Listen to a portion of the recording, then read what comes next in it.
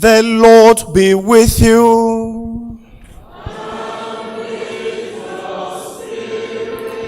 A reading from the Holy Gospel according to John.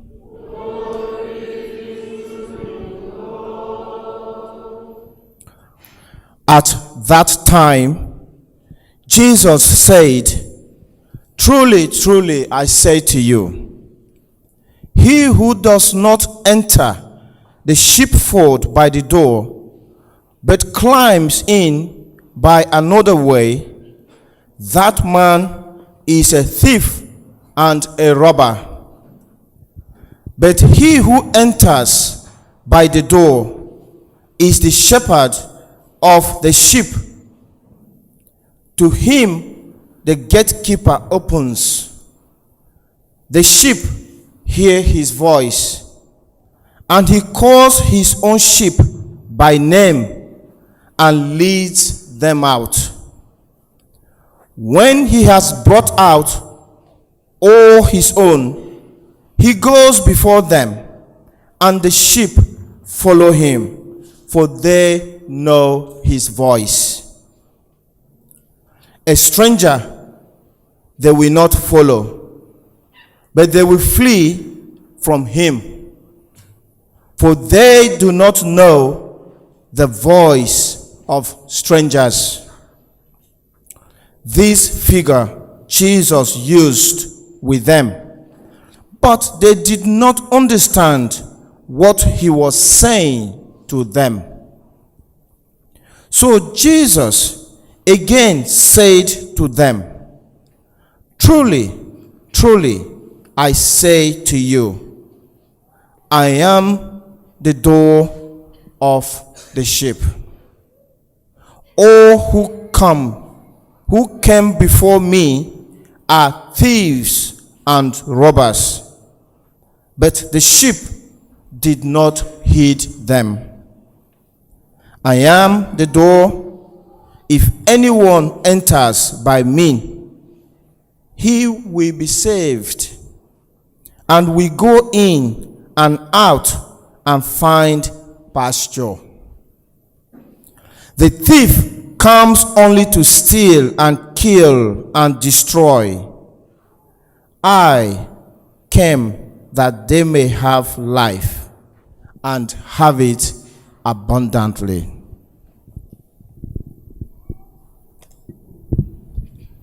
The Gospel of the Lord.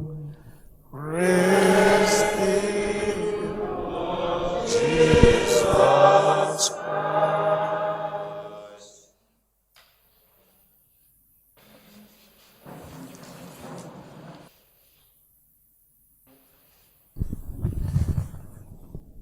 Today, from the Gospel we have heard, from the theme of this Sunday, we are supposed to be reflecting on the Good Shepherd.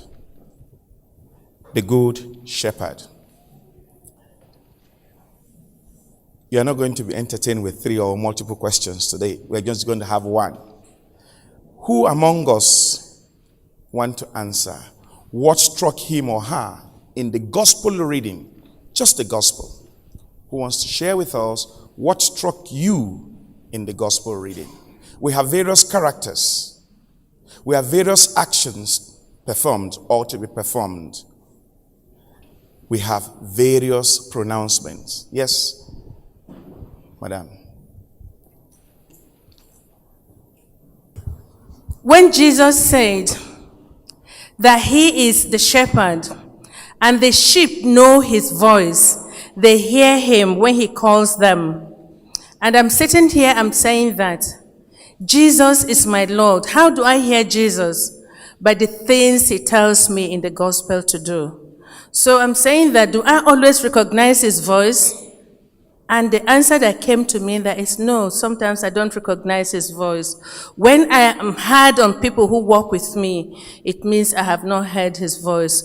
When I don't show much compassion, it means I have not heard his voice. So that struck me that if truly he's my shepherd, and I want to go to safety, I must always listen to his voice. Sometimes his voice is very quiet and silent, but he still speaks to us in our thoughts, in our consciousness. Thank you. Okay. From what you have said, what personally I take away from, there was a continuous use of the word voice, voice, voice, then the verb to listen. Thank you. Anyone else? What struck you just in the gospel? What struck you in the gospel? Anybody? Okay. Yes, Mr. Mike. The choir, nothing struck you. Okay. Good morning, Father. Good morning. What actually struck me as the gospel was being read is the fact that Jesus said those who came before him were thieves and robbers. And I was now wondering, who are those that Jesus Christ was actually referring to as thieves and robbers? It couldn't possibly be the prophets, because the prophets were actually forerunners to him who were proclaiming his coming. Okay. So I don't really know who Jesus Christ was referring to as those who came before him that are thieves and robbers, except probably the false prophets who came before him. Those are the only people I can think in my mind he was referring to as thieves and robbers. That is what struck me, Father, in the reading. You're not far from the truth. Does anyone have something else to add to that? About this addition Jesus had in that end part of that gospel. There were those who had come before him who were actually thieves. Clearly, they are not the prophets. There were some kings, there were some queens who misled the people, who were thieves, who were robbers. Yes, engineer.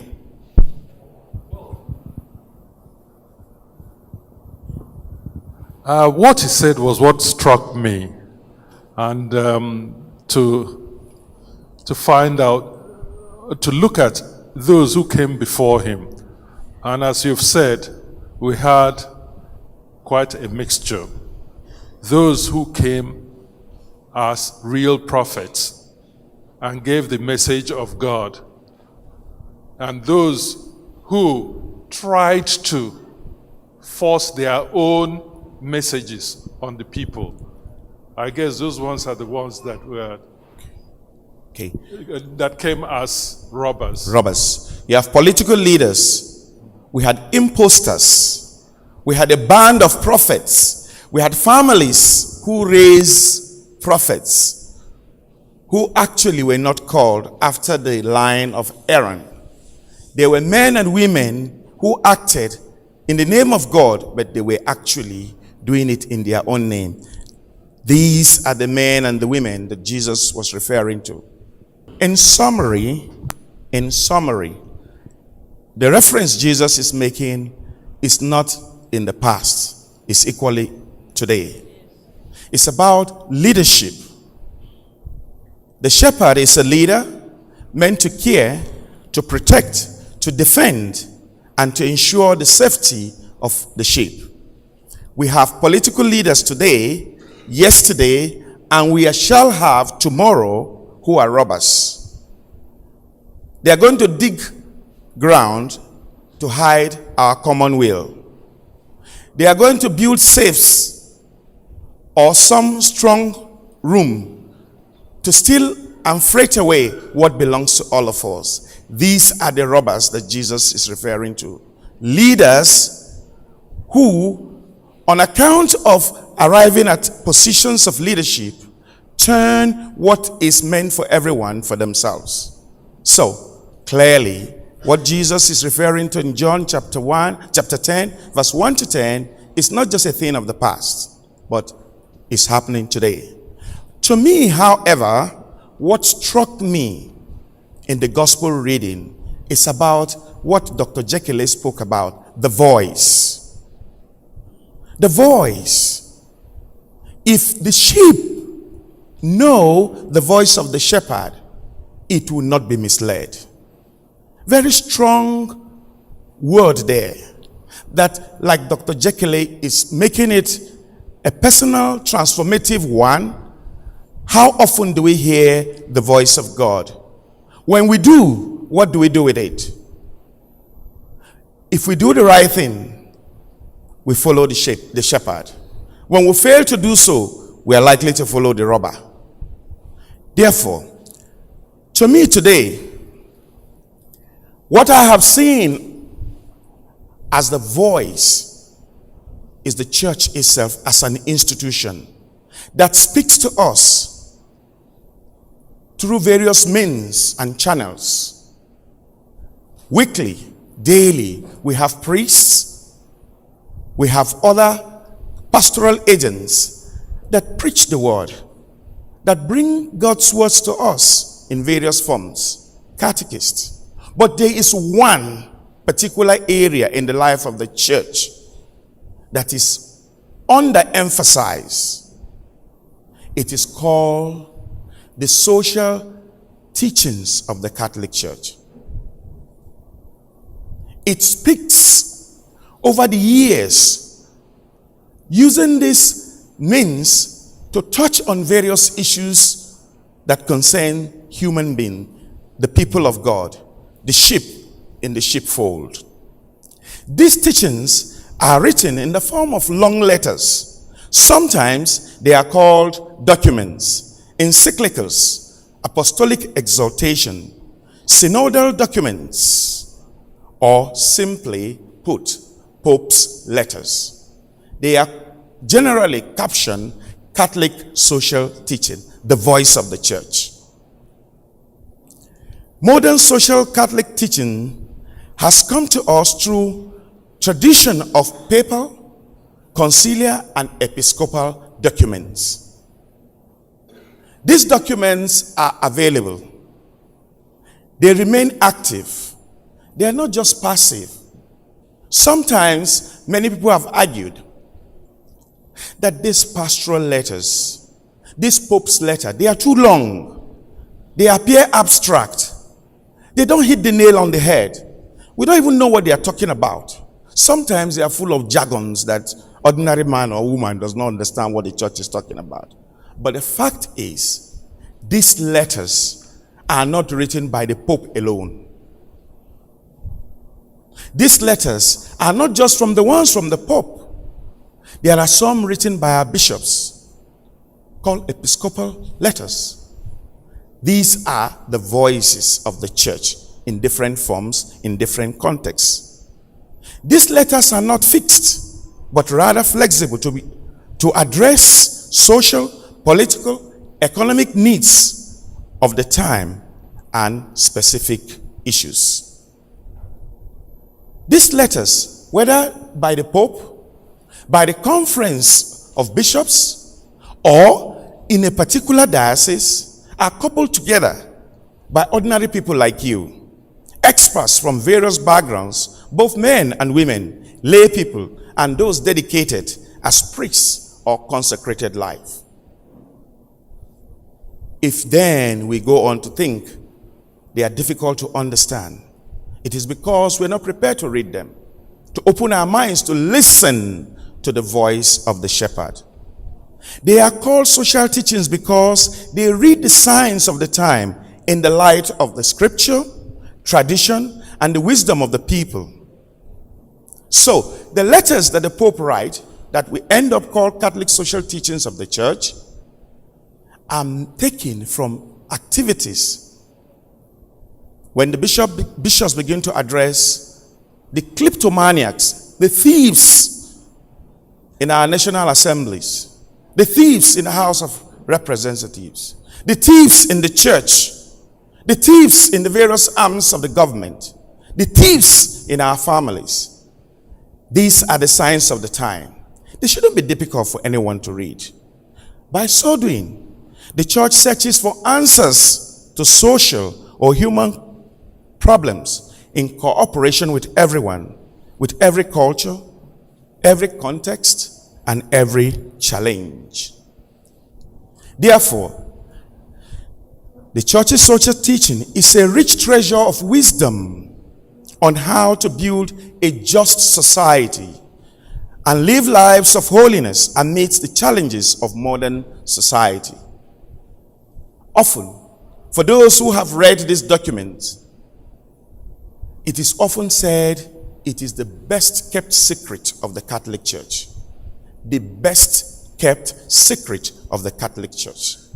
These letters put emphasis on the church as the people of God.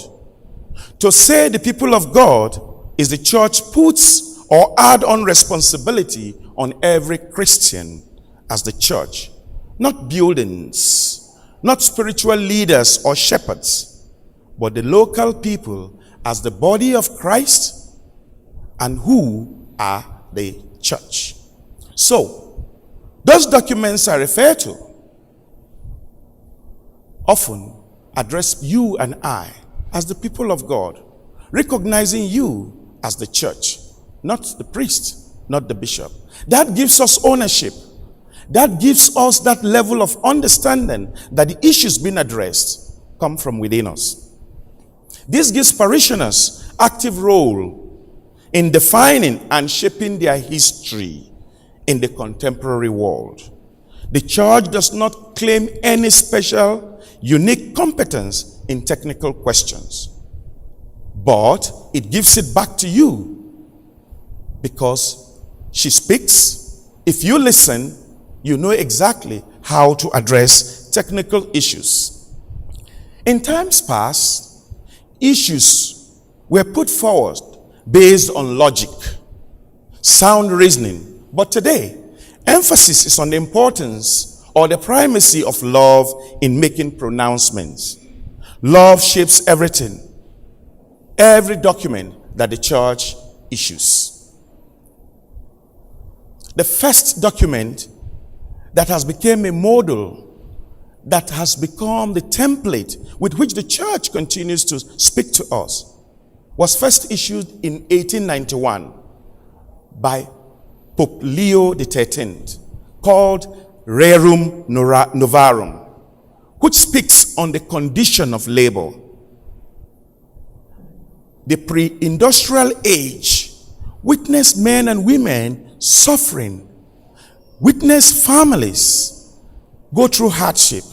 But the industrial age brought the expansion of industries, mass production of goods and services, movements of people. Clearly, human factor got into the way, where men and women were cheated. Men and women were completely underpaid. Children were brought into the labor market. Families were separated for hours. Men were not paid their due wages.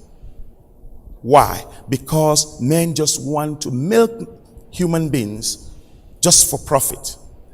That made Pope Leo XIII intervene to write that beautiful letter that has become the template for the Catholic social teaching. Now, every other letter that has come took on those patterns to address various social, political, spiritual, cultural, and every other need that human beings continue to encounter. Therefore, these letters have actions that you can call to-do lists embedded in them as pastoral plans. So no Catholic social teaching that comes out without having what to be done, how to do it, who is to do it, and how to avoid future pitfalls. These to-do lists are partly what come down to us, not just as pastoral plan, but define the life of a diocese, define the activities beginning from January to December in the calendar year of the life of a diocese or a parish. The starting point of every social teaching of the church is people in struggle, in their needs, in their hopes to arrive at how God destined every human person to live. I have on the screen here various documents of the church that has come to us over the ages. The first one, Rerum Novarum, on the condition of labor, true to probably the last one we just got from Pope Francis, the Laudato Si. These documents are called the best kept secret of the Catholic Church. If you go to the Vatican archive, if you're able to Google that, the popes have issued over 291 of such documents. Dioceses, bishops' conferences, priests' meeting, women and men of lay consecrated life or consecrated life have come out with various pronouncements that we can call teachings of the church. That today I am seeing as what touched me in John chapter 10, verse 1 to 10, as the voice of the shepherd. As a voice that all of us should listen to if we are to address our social problems. If we are to look at our environment and look exactly at what are those things that make us to become thieves or robbers, or stop us from listening to the voice of the shepherd before we miss our way. Now, all these documents I had three fundamental concepts that whether it was written by Pope Leo XIII, late Pope John Paul II, or St. Pope John Paul II, or Pope Francis, they had three concepts that every time a Catholic teaching is written, each of these must be embedded. One, it must speak about justice. It must speak about human rights. It must speak about common good. Of course, justice is not singular. Justice is to be exercised in three dimensions: commutative justice, distributive justice, and social justice. When the church writes about justice on the commutative level, it says, for you and I to subsist at a level of understanding, to live peacefully, we should come to an agreement where there is a fair deal between you and I. That you employ me for an hour and you agree to pay me 1,000 naira. There is a deal. There must be a balance where I should provide the labor for 1 hour and you are to pay me the just wage of the 1 hour as agreed. Commutative justice. And these are reflected again and again in all the social teachings of the church. Talk about distributive justice. Indeed, that chances are, not everybody has everything he wants. What God has given to us can be distributed. Not necessarily evenly, but according to our needs. Such that what will turn out to be like option for the poor or care for other people, if a particular area is endowed better than the other, such endowment can be given to the other people in a way that they can feel comfortable. They can live justly. So that things are distributed based on various needs. Finally, the church always writes about social justice. Of course, we all know that they say justice walks on 2 legs or 2 feet. Right? One, charity. And the other one is action. Charity? Yes. That I'm hungry, it is an issue of justice that all of you must make an effort to feed me if we all want to live happily. It's a social justice. That you keep quiet when an issue of injustice occurs. The church says that is a question of social injustice. The second leg of justice calls you to act.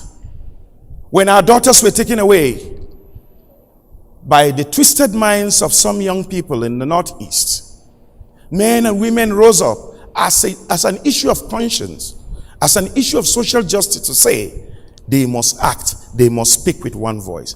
These are the activities that the church engages in when she writes her Catholic social teaching. Then the next concept that you must find anytime you read any Catholic social teaching is the issue of human rights. That what is needed to fully live human, each of us must have it. The right to education, right to life, right to housing, right to medical aids, right to decent environment, the church continues to emphasize this. We see this loudly, clearly in the last letter of the Holy Father, Pope Francis, Laudato Si, where he called each and every one of us to see God's creation as our home. That the environment is daily being degraded, is daily being destroyed. The number of boreholes we sink in attempt or in a hurry to get potable water is destroying and making houses to fall. The number of holes we sink searching for crude oil is destroying the environment. These are issues of rights, and the Pope emphasized that in that document. Next, in all the documents again, you find the issue of common good.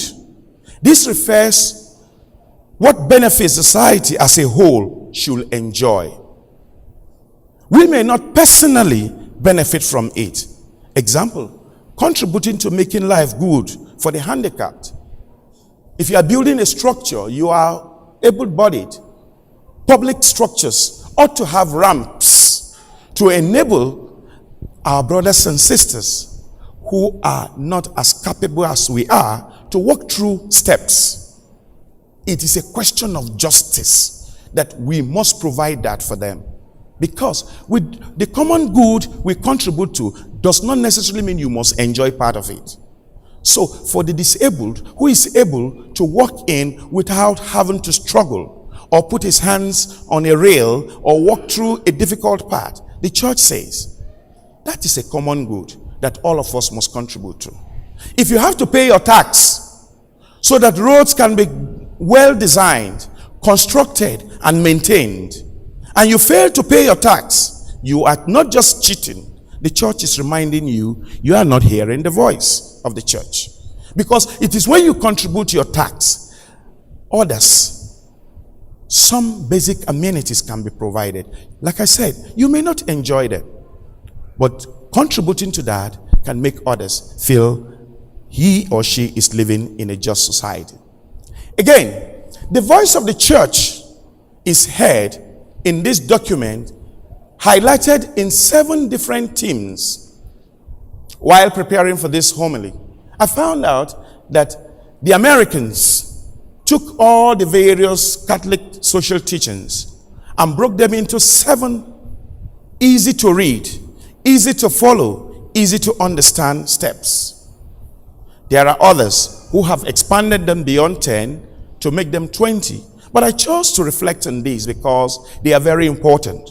Now, I personally feel for us to really listen to the voice of the shepherd, the church, we must do the same like the Americans. It is high time our church look at these social teachings, aware of all the problems, aware of how rich this country is blessed with, and yet we found ourselves the way we are. Probably, if the social teachings of the church are broken into little pamphlets as part of our catechism, as part of what we read and make part of our lives, as part of what we can present to our politicians before they aspire to political office, to say, do you understand what it means to have common good? Do you understand what commutative justice is? Do you understand what social justice is? Our church must wake up. You, the people of God, must wake up, take these social teachings of the church to see how we can step them down, break down the jargons. One of the recent documents I referred to, the Laudato Si, for instance, is one that every school, every home should have a copy. It should be integrated into our national curriculum. It's about all of us. If the earth is good, it's for all of us. The Pope calls it our common home.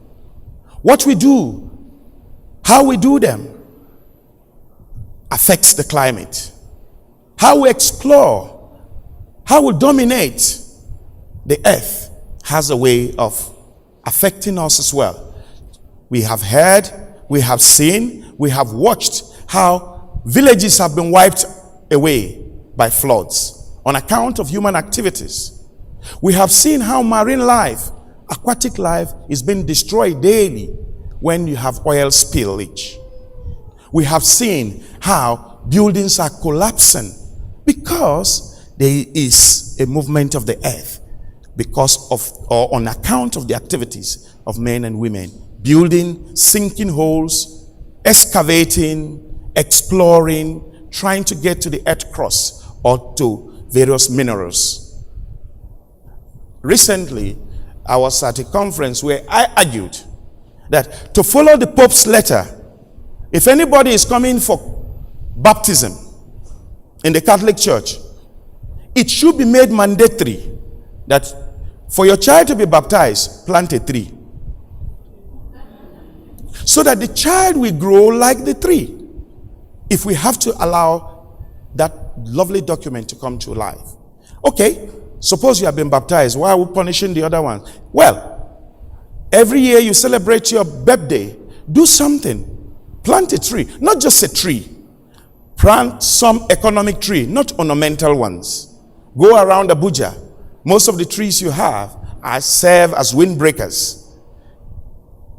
But if we plant an economic tree, we are at once feeding ourselves and feeding the community. We are at once equally saving money. So, I insist that to step down the social teachings of the church, we give a voice. We listen to the voice of the shepherd, which is the church. Now, having said that, I have always argued also that any woman or man who is coming forward for marriage, they should be made to plant a tree. They should love this tree.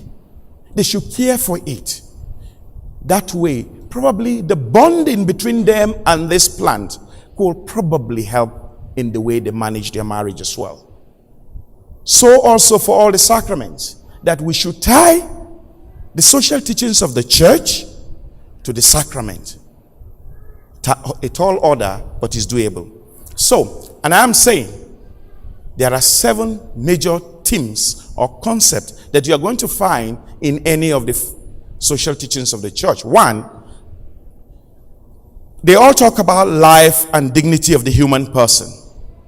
They talk about call to family, community, and participation, rights and responsibilities, option for the poor and the vulnerable, care for creation or stewardship, the dignity of work and the rights of workers, and finally, the principle of subsidiarity.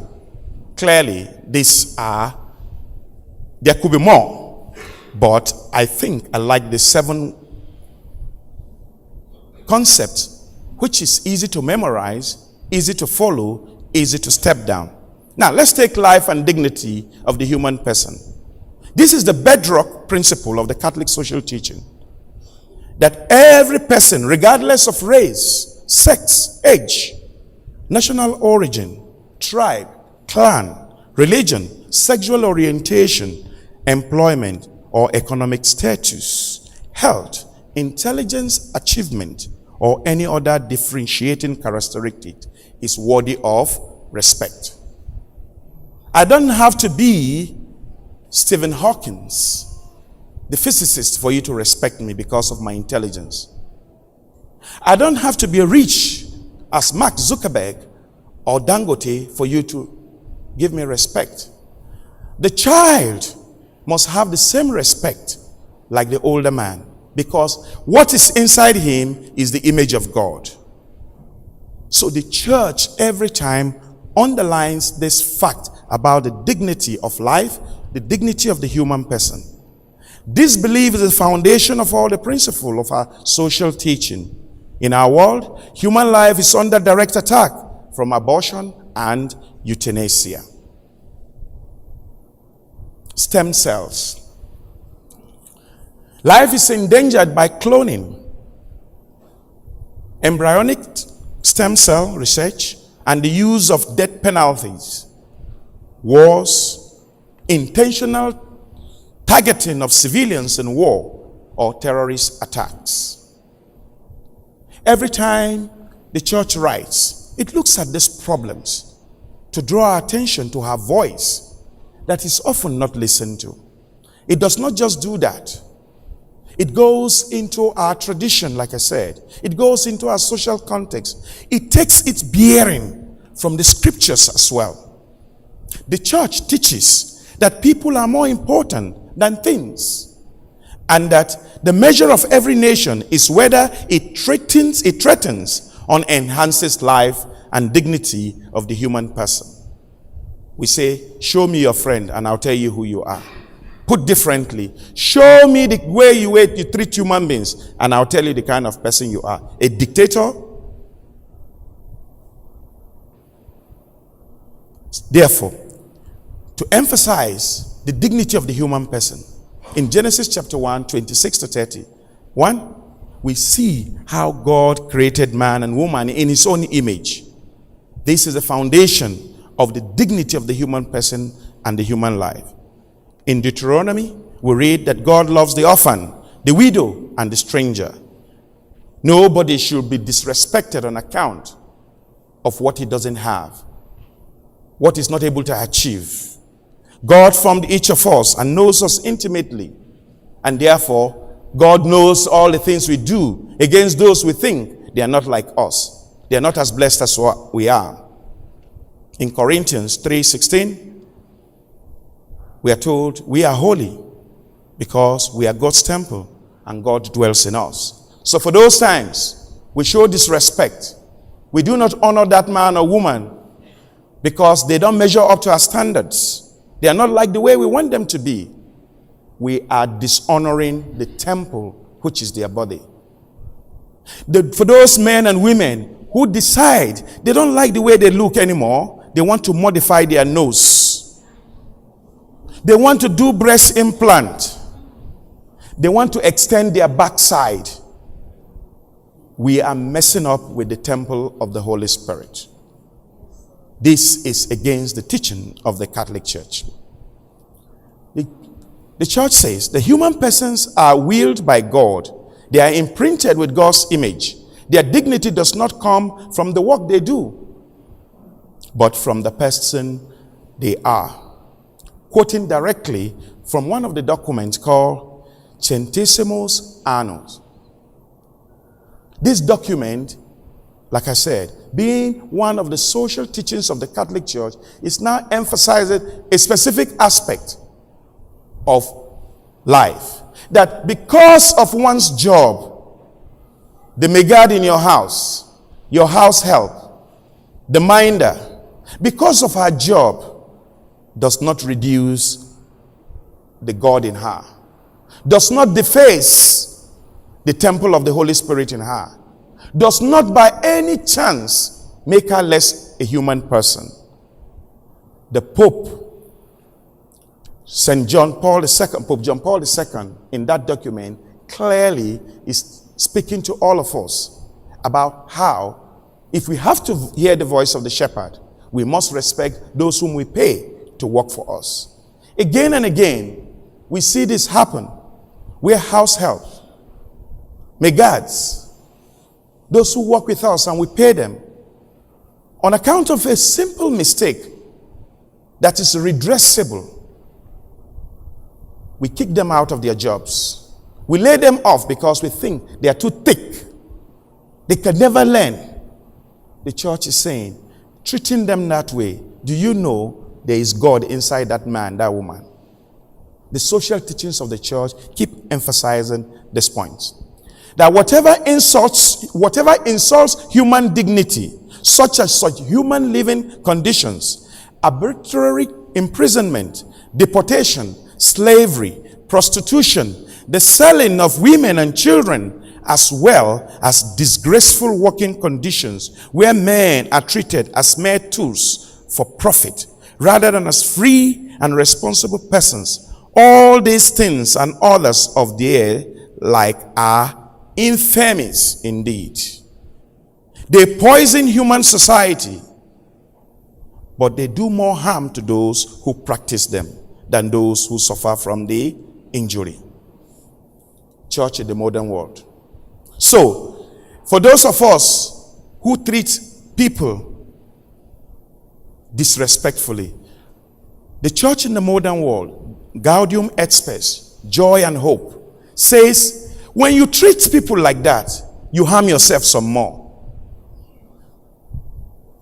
When you disrespect the God image in that person, the damage you are doing is more to yourself. And that probably answers one of the questions about who was Jesus referring to as thieves. You are a thief. Because the God in you is not the one you are reflecting. Now, the next concept is about the call to family, community, and participation.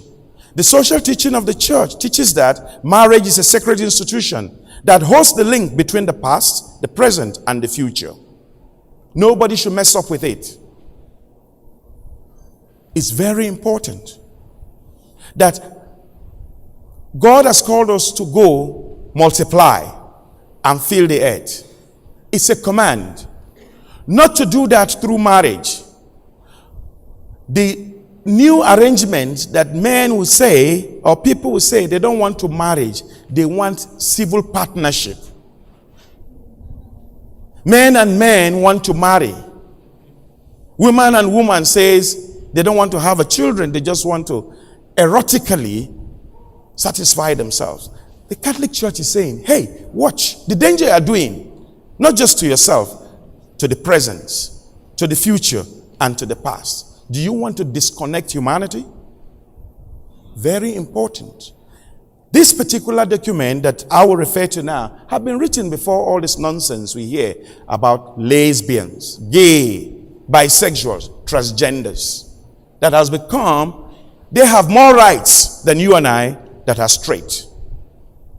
So, if we go to Genesis chapter 2 verse 18, clearly the church is taking its bearing from there, saying it is not good for man to be alone. Don't laugh at me now. I have a vocation. I have a vocation. I'm not asking that I want to mess around with another man. But it's a vocation, it's a call to a special order. We priests who consecrate our life as celibate, we are by no chance disobeying this command of Genesis chapter 2, verse 18. In John 15 also we hear that this is a commandment to love one another as I have loved you. So, when we have families, the church emphasizes that as its voice. What we do in this family, the other day, Father was sharing this experience, Father George shared this experience, which I had actually sometime. When I visit families, married men and women with children, and I see the way they live their lives, I begin to bite my finger. So if I were married, this is how life would have been like. Yes, I do.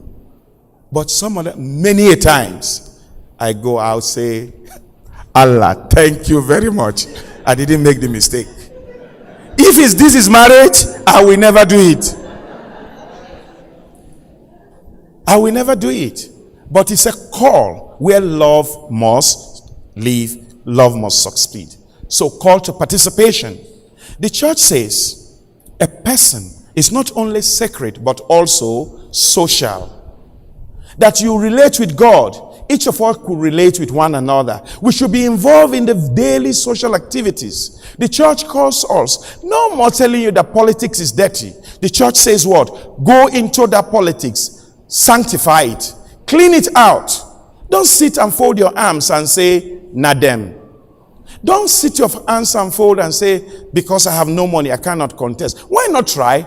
Let your honor go before you. Let your good deeds speak for you. Let people say, this is an honorable man. Have people not sat, or are people not put in prison without campaigning for a day, win elections in this country? How much you, who have been doing well, why can't you go out and participate? So the church is asking us to get involved.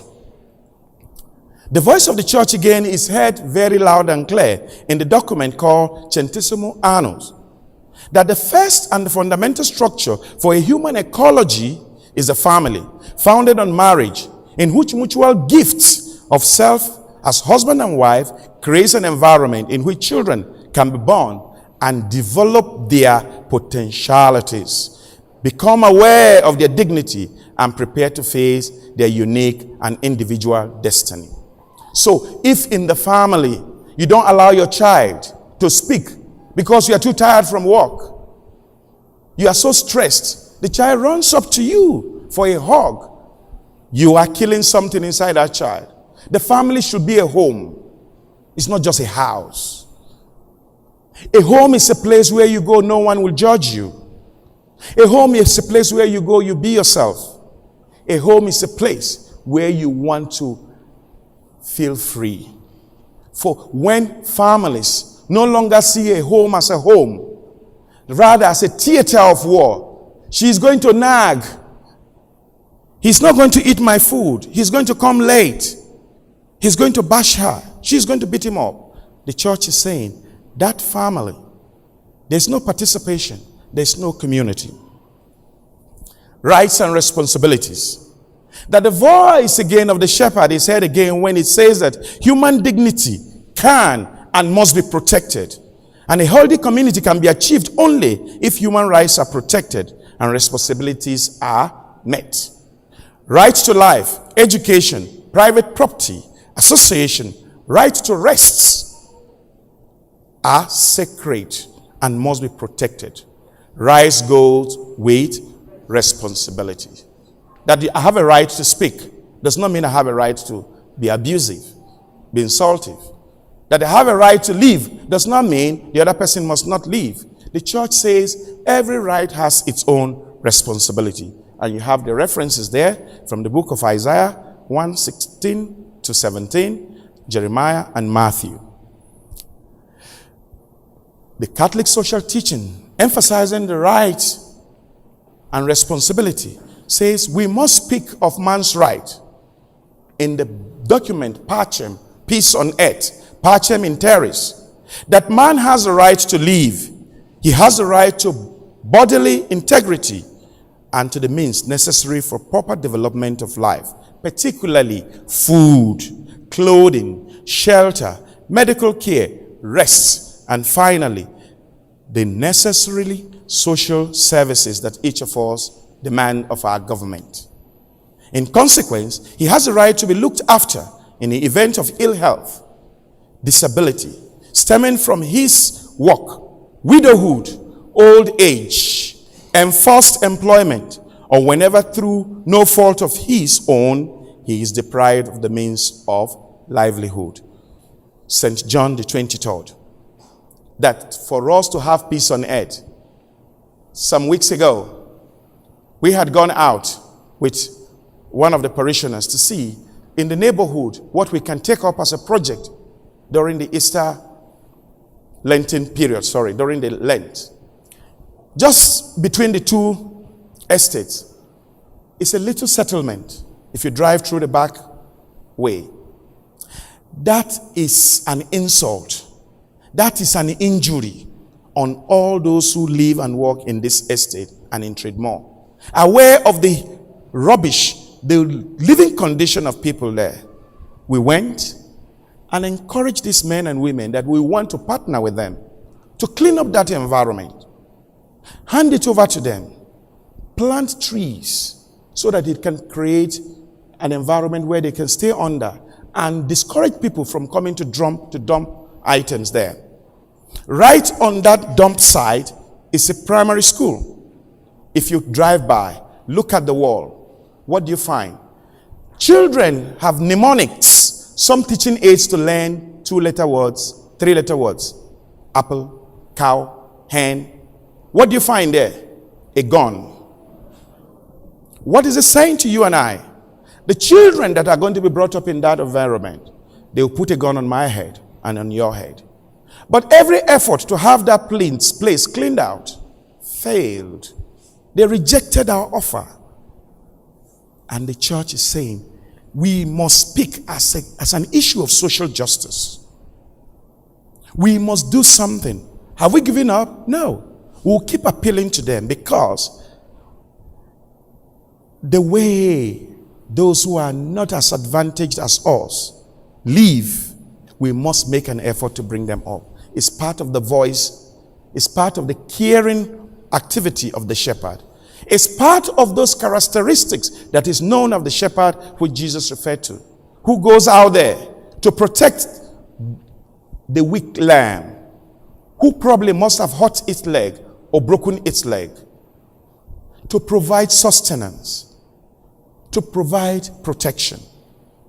For you, for me, here is a call that the social teachings of the church is a voice that all of us must begin to look at, develop in our schools, begin to develop for political engagement, begin to use for social engagement. May the good Lord help us that as we go through this period of the year, celebrating Easter, the risen Lord, may the teachings of the Catholic Church, kept secret though, may it be made open through us, through our activities, through Christ our Lord.